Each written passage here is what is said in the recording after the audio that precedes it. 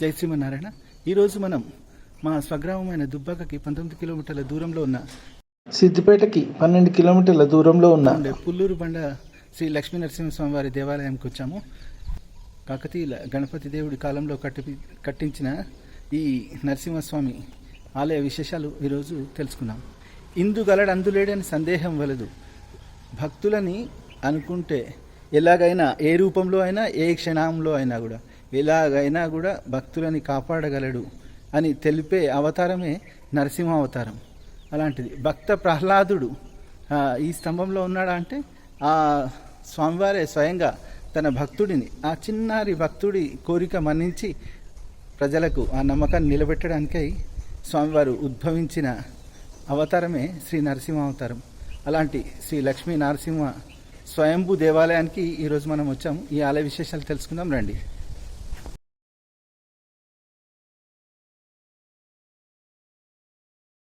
పుల్లూరు బండ అల్లంత దూరం నుండే ఆ నారసింహుడి తిరునామాలు, శంఖుచక్రాలు చూడగానే మనసు పూర్తిగా ఆధ్యాత్మిక భావనతో నిండిపోతుంది. దుబ్బాక నుండి సిద్దిపేటకు వెళ్ళే దారిలో 19 కిలోమీటర్ల దూరంలో వస్తుంది ఈ పుల్లూరు బండ. మనకు ఎదురుగా కనిపించే 95 ఎకరాల విస్తీర్ణం కల ఏకాండి శిలపై స్వయంభూ శ్రీ లక్ష్మీ నరసింహుడి గుడి, త్రికూటాలయం, భోగందాని గుడి మరియు ఈ క్షేత్ర పాలకుడైన ఆంజనేయ స్వామి వారి రహస్య గుహ ఉన్నాయి. మనం మొన్నటి వీడియోలో ఆంజనేయుడి రహస్య గుహను చూసాం కదా. ఈరోజు శ్రీ లక్ష్మీ నరసింహుడిని దర్శనం చేసుకుందాం. ఇదే దారిలో కుడివైపు మనకు గుడి వరకు వెళ్ళడానికి సీసీ రోడ్డు మార్గం వస్తుంది. సైన్ బోర్డ్స్ ఏవి ఉండవు కాబట్టి చూసుకుంటూ వెళ్ళాల్సి వస్తుంది. ఇలా మనకు పక్కన సీసీ రోడ్ మార్గంలో దాదాపు 700-800 మీటర్ల దూరం ప్రయాణిస్తే వస్తుంది మనకు శ్రీ లక్ష్మీ నరసింహస్వామి వారి ఆలయము. ఇది నేరుగా గుడి ముందు వరకు మనం తీసుకెళ్తుంది. పుల్లూరు గ్రామం మరియు ఈ పుల్లూరు బండ కేవలం ఆధ్యాత్మికతకు మాత్రమే కాదు, ఇక్కడ మానవజాతి పరిణామ క్రమాన్ని మరియు వారి ఆచార వ్యవహారాలు తెలుసుకోవాలనుకునే ఔత్సాహికుల కొరకు చరిత్ర పూర్వయుగపు అంటే సుమారు 10 నుండి 8000 BCE కాలం నాటి మానవుల ఆధారాలు, ఇక్కడ కోకొల్లలు, పెట్రోక్లైవ్స్, నూరుడు గుంటలు, నిలువు రాళ్ళు, ఒక క్రమ పద్ధతిలో చెక్కిన బొద్దులు, ఇలా చాలానే ఉన్నాయి ఇక్కడ. అన్నింటినీ మించి ఎప్పుడు తడిగా ఉండే స్వామివారు స్వయంభూగా వెలిసిన శిల మరియు ఏ కాలంలోనూ ఎండిపోని కోనేరు ఇక్కడ మరొక అద్భుతమని అనుకోవచ్చు. చరిత్ర, సైన్స్ ఈ రెండు ఆధ్యాత్మికతతో కలిసే చోటే ఈ పుల్లూరు బండ అని నా భావన. మాట్లాడుతూనే గుడి వరకు వచ్చేసాము. ఇదే దారి మనకు గుడి ముందు వరకు ఉంది. ఇదే మన పుల్లూరు బండ శ్రీ లక్ష్మీ నరసింహుడి దేవాలయం. మనం ఇప్పుడు పశ్చిమ ప్రవేశ ద్వారం గుండా గుడి లోపలికి వెళ్తున్నాం. ఇది గుడి ముందట కనిపించే గరుడ స్తంభం లేదా ధ్వజస్తంభం అనుకోవచ్చు. ఇదే బండపై ఉన్న భోగందాని గుడి మంటపంలో కాకతీయ తొలితరపు రాజైన గణపతి దేవుడి శిలాశాసనం మనకు ఇక్కడ లభిస్తుంది. స్వామివారి దర్శనానికి ముందు ఒకసారి ఆలయ ప్రదక్షిణం చేసి వద్దాం రండి.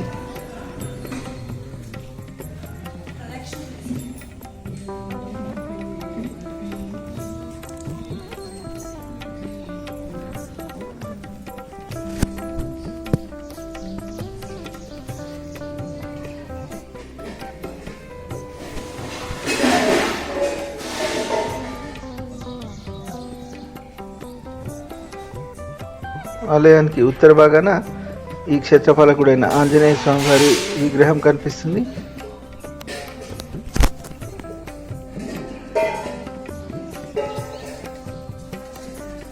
ఇది ఉత్తర ద్వార దర్శనం కోసం నిర్దేశించబడినది. బహుశా ఈ ఉత్తరం వైపు ఒక వరుస స్తంభాలు శిథిలమైపోయి ఉండవచ్చు. ఇక్కడ కూడా ఒక ధ్వజస్తంభం ఉంది. ఈరోజు మేము వచ్చినప్పుడు నృసింహ జయంతి ఉండే. ఆ సందర్భంగా 108 కలశాలతో స్వామివారికి అభిషేకం కోసం ఏర్పాట్లు, దానికోసం సంబంధించిన పూజా కార్యక్రమాల కోసం ఏర్పాట్లు జరుగుతున్నాయి.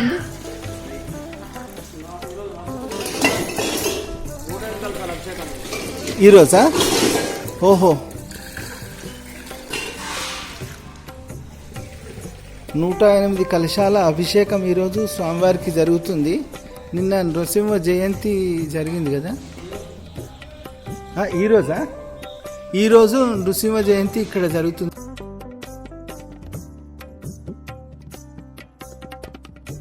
ఆలయానికి కుడివైపు 3 పిల్లర్లు, ఎడమవైపు 2 పిల్లర్లే ఉన్నాయి. అటువైపు ఇంకొక పిల్లర్ వరకు కూలిపోయి ఉంటుంది ఆలయము.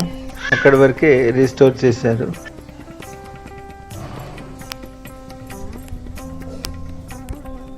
ఈ ఆలయ ప్రాకారానికి నలువైపుల నుండి బయటికి వెళ్ళడానికి దారులు ఉన్నాయి.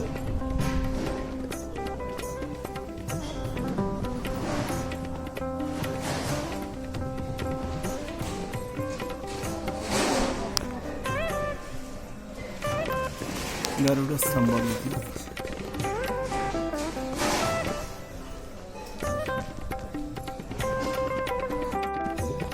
ఇది తూర్పు వైపు ప్రవేశ ద్వారము. ఇటువైపు చూస్తే ఇదే ఆలయ ప్రధాన ప్రవేశ ద్వారం వలె కనిపిస్తుంది. మరియు ఇది ఉత్తరం వైపు ఉన్న ప్రవేశ ద్వారం. ఇక్కడ కూడా ఒక గరుడ స్తంభం ఉంది. ఇటువైపు చూస్తే ఇదే ప్రధాన ప్రవేశ ద్వారం వలె కనిపిస్తుంది. మరియు ఇది పడమటి వైపు ప్రవేశ ద్వారం. ఇటువైపు నుండి చూస్తే ఇదే ప్రధాన ప్రవేశ ద్వారం వలె మనకు కనిపిస్తుంది. అంటే ఈ ఆలయం 3 వైపులా మనకు ప్రధాన ప్రవేశ ద్వారం వలనే ఉంటుంది. ఇది ఒక ప్రత్యేకత, ఈ ఆలయ ప్రత్యేకత. ఇది ఆలయం యొక్క గరుడ స్తంభము. కాంపౌండ్ వాల్ యొక్క కూడా చాలా ప్రత్యేకమైనది. చాలా పెద్ద పెద్ద బండరాళ్ళు. ఇక్కడ ఆంజనేయ స్వామి వారు చాలా పెద్ద పెద్ద బండరాళ్ళు మనకు కనిపిస్తున్నాయి. ఇందులో మనకు దుద్దెడ శివాలయంలో కూడా ఇంత పెద్ద పెద్ద రాళ్ళు ఉంటాయి. మనము ఎక్కడో పెరు దేశంలోని ఇంకా సివిలైజేషన్ కాంపౌండ్ వాల్ గురించి స్పెషల్గా చెప్పుకుంటాం కదా, మరి ఇక్కడ మన దగ్గరనే ఉన్న ఇట్లాంటి కాంపౌండ్ వాల్ గురించి మాత్రం చెప్పుకోము. ఇది చూడండి, ఇక్కడ నుండి ఇక్కడ వరకు ఎంత పెద్ద పెద్ద ఇక్కడ వరకు ఉంది రాయి. అసలు వీటి జాయింట్స్ కూడా ఎంత నీట్గా పర్ఫెక్ట్గా సంధి లేకుండా ఎట్లా ఉంది. దాదాపు 12వ శతాబ్దంలో కాకతీయ గణపతి దేవుడి కాలంలో నిర్మించిన ఈ ఆలయము ఇప్పటికీ చెక్కు చెదరకుండా అలాగే నిలిచి ఉందంటే ఇది ఒక ప్రత్యేకమైన చెప్పుకోవచ్చు. మరియు దీని పునాది కూడా లేకుండా మనము ఓరుగల్లు కోట ఏకశిల బండపై ఉన్న గుడి చూసాం కదా, మరి దాని తర్వాత డబుల్పుర వీర హనుమాన్ ఆలయం చూసాం కదా, దానిలాగే దీనికి కూడా అసలు పునాది లేకుండా బండపైనే నిర్మించారనమాట. చాలా అత్యద్భుతమైన ఆలయం ఇది. శ్రీ లక్ష్మీ నరసింహస్వామి వారి దేవాలయం.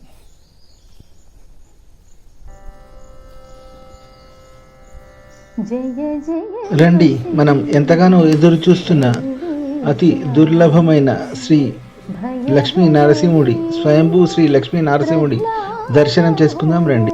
ఓం నమో లక్ష్మీ నారసింహాయ నమః. ఓం నమో లక్ష్మీ నారసింహాయ నమః. ఇక్కడ అత్యంత అద్భుతంగా మనకు లక్ష్మీ నరసింహుడి దర్శనం లభిస్తుంది. ఇక్కడ ఉన్న విశేషం ఏమిటంటే, ఇక్కడ ఉన్న స్వయంభూ శిలకు నుండి ఎప్పుడు వాటర్ వస్తూ ఉంటుందన్నమాట. జియోఫిజిక్స్ ఆధారంగా స్టోన్స్ వాటర్ని పీల్చుకుంటాయి కదా, అది క్యాపిలరీ యాక్షన్తో పీల్చుకొని వాటర్ని రిపెల్ చేస్తాయి. అట్లాంటిది ఇక్కడ ఆ అద్భుతం మనకు ఇక్కడ కనిపిస్తుంది. ఈ వాటర్ ఎప్పుడు అంటే ఈ నరసింహుడు వెలిసిన ఈ బండ ఎప్పుడు తడిగా ఉంటుందన్నమాట.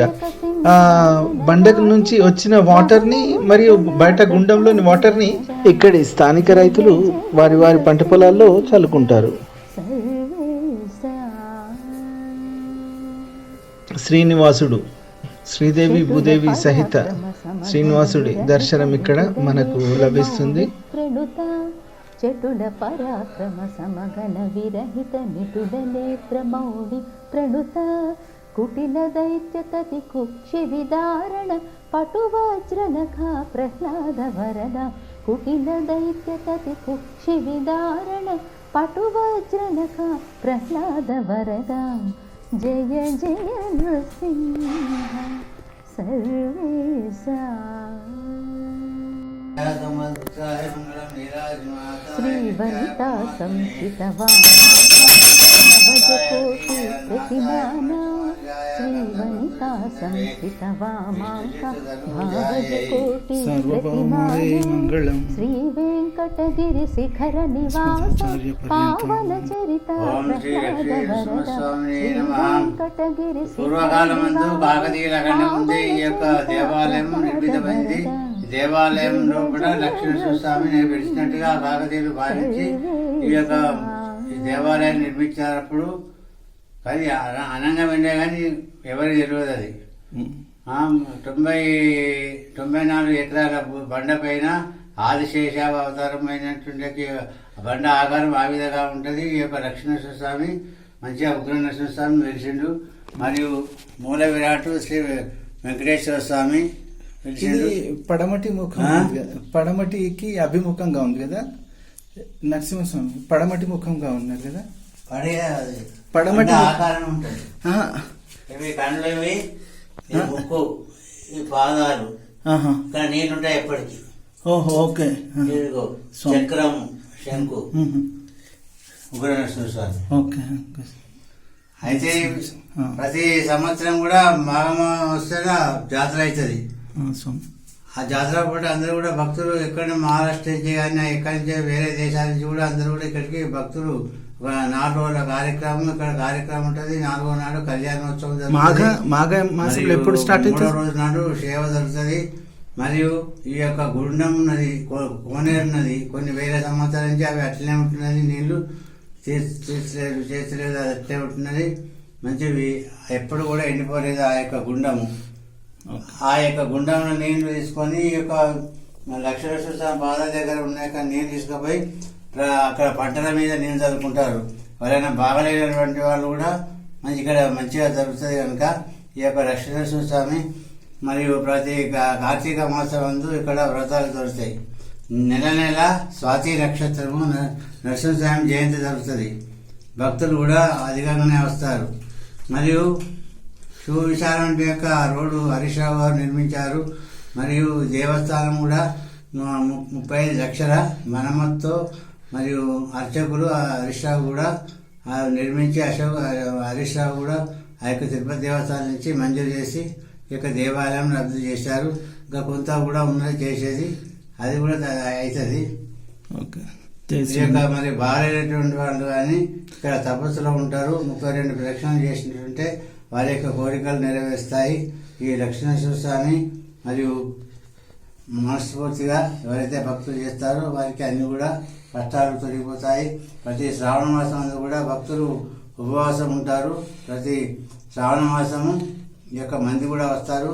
ఈ యొక్క బండపైన వంటలు చేసుకుంటారు. వారి యొక్క మొక్కులను తీర్చుకొని వారు ఇలా చుట్టుపక్కల ప్రాంతాల నుంచి కూడా ప్రజలందరూ కూడా వస్తారు.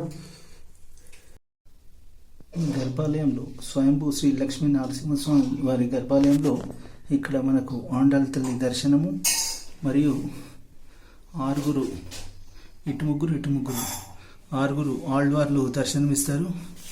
ఇక్కడ ఆంజనేయ స్వామివారి మనం ఎక్కడ చూడనటువంటి మర్కట రూప ఆంజనేయ స్వామివారి విగ్రహం ఇక్కడ ఉంది. ఇక్కడ వీర హనుమాన్ విగ్రహం ఇక్కడ మనకు కనిపిస్తుంది.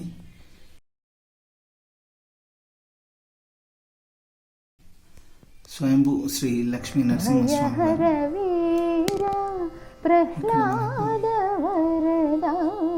అర్చామూర్తి శ్రీ లక్ష్మీ నరసింహస్వామి వారి అర్చామూర్తి మనకి దర్శనమిస్తున్నారు. ఓం శ్రీ లక్ష్మీ నరసింహాయ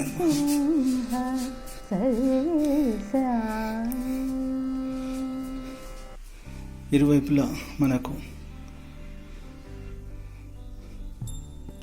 ద్వారపాలకులు, ఇక్కడ ఉత్తరం వైపున మనకు ద్వారపాలకులు మరియు ఈ ఆలయంలో మనకు శ్రీదేవి భూదేవి సహిత శ్రీ వెంకటేశ్వర స్వామి వారు దర్శనమిస్తున్నారు.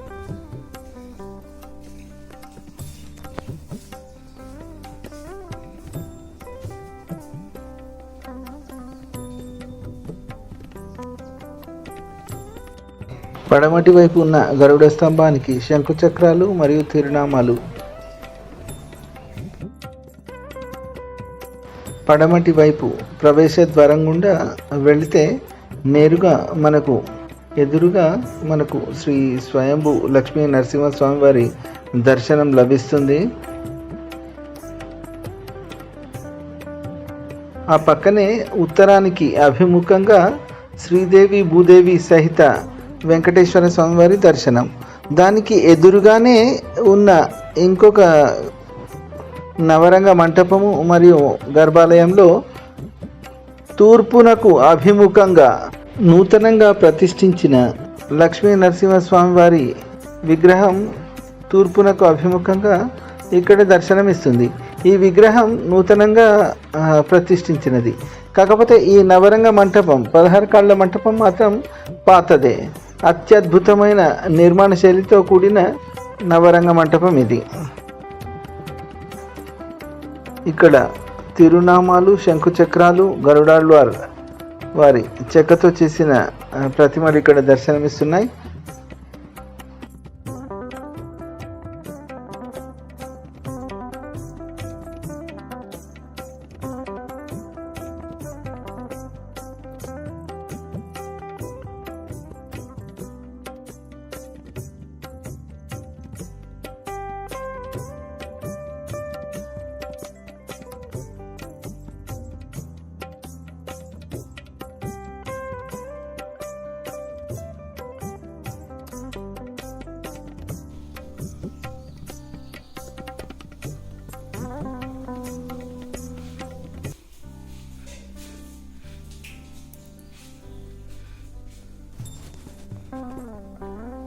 తూర్పు వైపునకు అభిముఖంగా ఉన్న శ్రీ లక్ష్మీ నరసింహుడి విగ్రహం ఇది.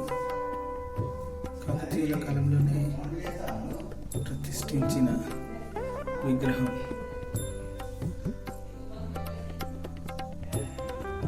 ఓం నమో నరసింహాయ. మీరు ఇక్కడ గమనించారా? ఇక్కడ ఉండే ఈ పలక భాగం దీనిలోనే కలిసిపోయింది. పలక భాగం అనేది లేదు.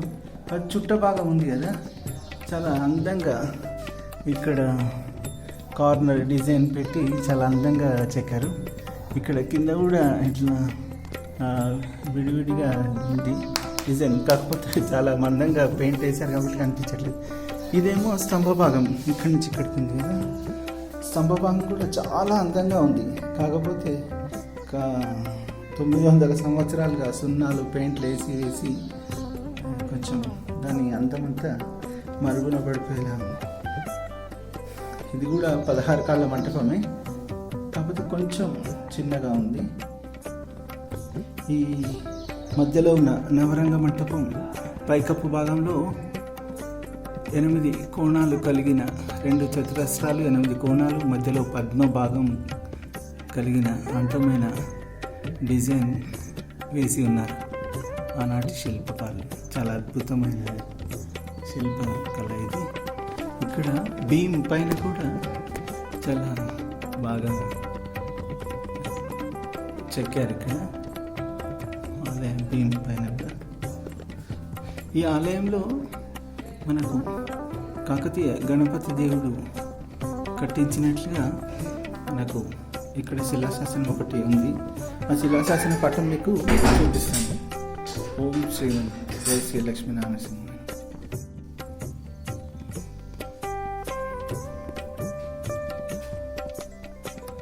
జయ జయ నృసింహ సర్వేశ,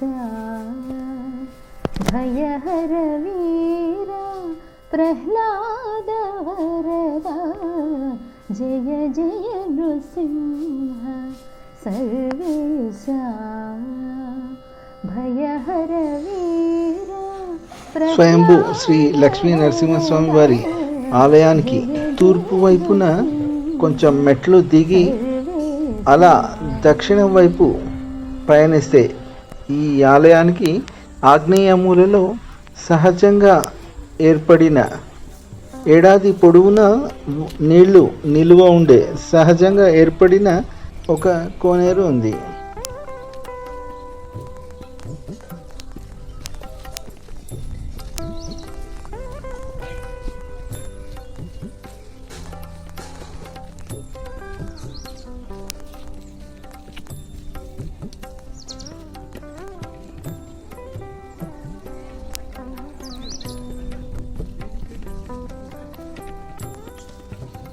కోనేరు పక్కనే నూతనంగా నిర్మించిన కళ్యాణ మంటపం ఒకటి ఉంది.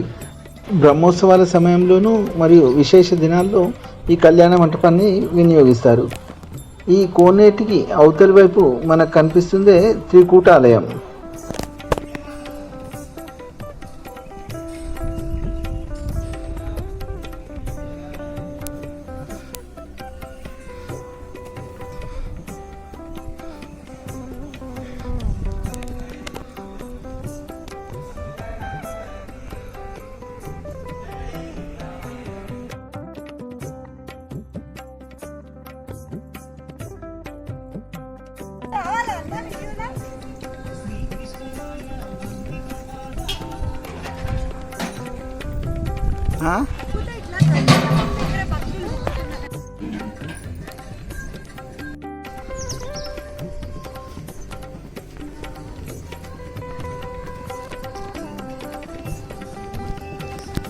ఆలయ ముఖమంటపంలో చదరంగానికి సమానమైన పుంజితం ఆట యొక్క రేఖాచిత్రం మనకిక్కడ కనిపిస్తుంది.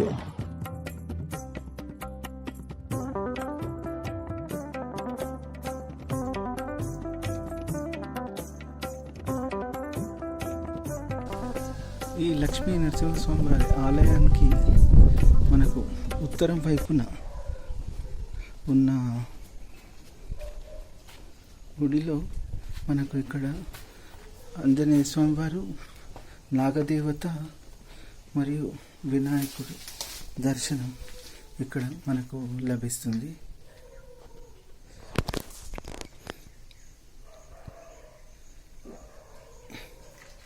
ఇది వినాయకుడు, నాగదేవత.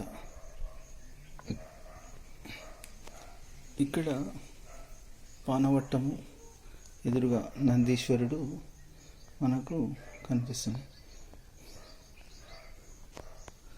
ఇక్కడ పానవట్టం మాత్రమే మిగిలి ఉంది, లింగం లేదు. ఇక్కడ ద్వీపస్తంభం, ద్వీపాలు వెలిగించుకోవడానికి వీలుగా ఉండే ద్వీపస్తంభం ఇక్కడ మనకు కనిపిస్తుంది. ఇది ఆలయంలో. ఇది కళ్యాణ మంటపము. శ్రీ లక్ష్మీ నరసింహస్వామి వారి పుల్లూరు బండ శ్రీ లక్ష్మీ నరసింహస్వామి వారి కళ్యాణ మంటపం. ఇది మనం ఇందాక చూసిన దేవాలయం, లక్ష్మీ నరసింహస్వామి వారి దేవాలయం. ఇక్కడ మనకు కనిపిస్తుంది కదా, ఇదే బండపై కొంచెం దూరంగా ఎడంగా కనిపిస్తున్న అక్కడ త్రికూటేశ్వరాలయము, ఇక్కడ కూడా ఇంకొక చిన్న త్రికూటేశ్వరాలయం ఉంది. తర్వాత ముందు కూడా పురాతన కట్టడాల అవశేషాలు, కూలిపోయినట్టుగా కనిపిస్తున్న అవశేషాలు ఉన్నాయి కదా, ఆ ఆలయ విశేషాలు కూడా తెలుసుకుందాం ఇంకొక వీడియోలో. ఇప్పటివరకైతే ఈ వీడియో, అది శివాలయము, అది వచ్చే వీడియోలో తెలుసుకుందాం. ఇది లక్ష్మీ నరసింహస్వామి వారి ఆలయ కోనేరు. ఇదే గుండం గురించి చెప్తున్నారు, కోనేరు గురించి. ఎప్పటికీ ఇది యుగ యుగాల నుండి ఈ గుండంలో నీళ్లు అలాగే ఉంటాయని ఇందాక అయ్యవారు మనకు చెప్తున్నారు కదా, ఇదే గుండం గురించి అన్నమాట. పచ్చటి ప్రకృతి అందాల నడుమ నెలవై ఉన్న శ్రీ లక్ష్మీ నరసింహస్వామి వారి ఆలయం, పుల్లూరి బండ.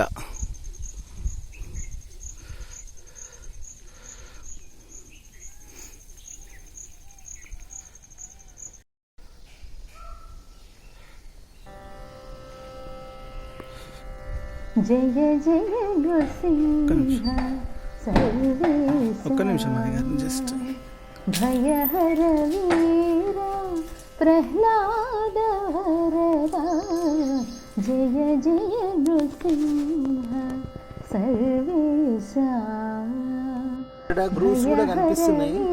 అంటే ఆదిమానవుల సంచారం కూడా ఇక్కడ ఉండి ఉంటుంది. జయ జయ నృసింహ సర్వేశ మిహిరససి నయన మృగనరవేష బహిరంతస్థల పరిపూర్ణ